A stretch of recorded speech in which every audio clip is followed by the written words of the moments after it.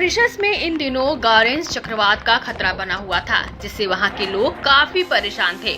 शुक्रवार को हालात सबसे ज्यादा खराब हो गए, जिसके कारण देश में अलर्ट जारी कर दिया गया और इंटरनेशनल एयरपोर्ट को बंद करना पड़ा। लेकिन अब स्थिति धीरे धीरे सामान्य हो रही है और एयरपोर्ट को फिर से खोल दिया गया है। सार्वजनिक क्षेत्र के कर्मचारियों को भी वापस काम पर लौटने की सलाह दी गई है। मॉरिशस की लगभग 48% आबादी हिंदू है और यह देश चक्रवात के कारण कठिन दौर से गुजर रहा है। तूफान के चलते यहाँ लॉकडाउन जैसे हालात बन गए थे। मॉरिशस के साथ साथ पास के अन्य द्वीपों पर भी इस चक्रवात का असर देखा गया। शुक्रवार को सबसे ज्यादा खतरा था, क्योंकि ऐसा लग रहा था कि चक्रवात सीधे मॉरिशस से टकराएगा। अब चक्रवात का खतरा कम हो रहा है।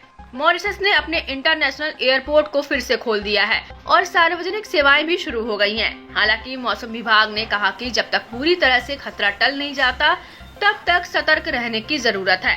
चक्रवात गारेंस ने पास के द्वीप ला रीयूनियन में भारी तबाही मचाई। शुक्रवार की सुबह जब तूफान वहां पहुंचा, तो 3 लोगों की मौत हो गई और हजारों घरों की बिजली कट गई। अधिकारियों ने पर्पल अलर्ट जारी किया था, जो सबसे ऊंचे स्तर की चेतावनी होती है। तूफान की रफ्तार 234 किलोमीटर प्रति घंटे तक पहुंच गई थी। करीब 18,000 घरों में बिजली नहीं थे और 17,000 घरों में पानी की आपूर्ति बंद हो गई थी। मौसम विभाग के अनुसार मॉरिशस में अभी भी भारी बारिश हो सकती है, जिससे कुछ जगहों पर बाढ़ आने की आशंका है। हवाएं 40 से 80 किलोमीटर प्रति घंटा की रफ्तार से चल सकती है और समुद्र की लहरें 5 से 7 मीटर तक ऊंची उठ सकती है। निचले इलाकों में बाढ़ का खतरा है, इसलिए लोगों को समुद्र तटों से दूर रहने की सलाह दी गई है।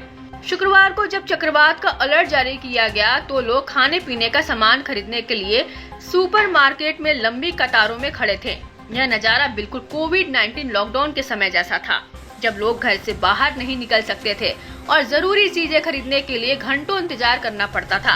हालांकि अब हालात सुधर रहे हैं और धीरे धीरे जिंदगी पटरी पर लौट रही है।